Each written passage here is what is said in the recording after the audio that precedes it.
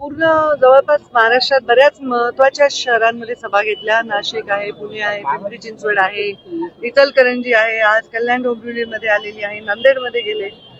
बऱ्याच ठिकाणी मी पाहते प्रचंड चांगला प्रतिसाद हा भारतीय जनता पार्टीला आहे. ज्या ज्या ठिकाणी युती आहे, जसं आता कल्याण डोंबिवलीमध्ये भाजप शिवसेना युती आहे, रिपाई बरोबर आमची युती आहे, इथे सुद्धा मला मोठा चांगला प्रतिसाद दिसतोय आणि एक आमचे नगरसेवक देखील इथे बिनविरोध झालेले आहेत. त्यामुळं सत्ता बनवण्याबद्दल खूपच आमच्या मनामध्ये आत्मविश्वास आहे. झालं हे चुकीचं आहे. मेसेज कसा जाईल याहीपेक्षा हे करायला नाही पाहिजे.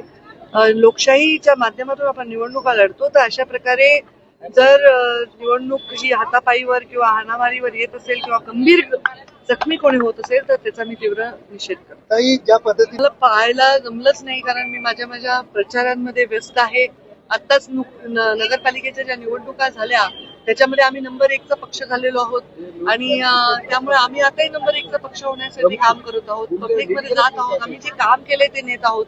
त्यामुळे मला वाटतं आम्ही एक आव्हान आहे. भारतीय जनता पार्टी आज देशामध्ये तिसऱ्यांदा सरकार आणलेलं आहे.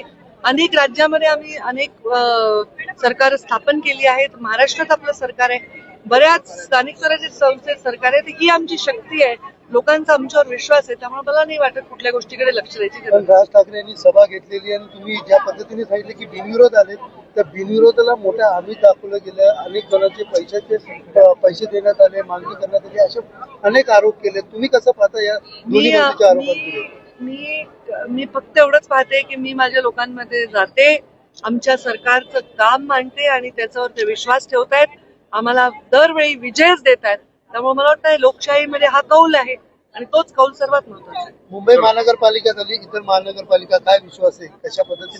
सर्व ठिकाणी आमचा विजय होईल हा विश्वास आहे.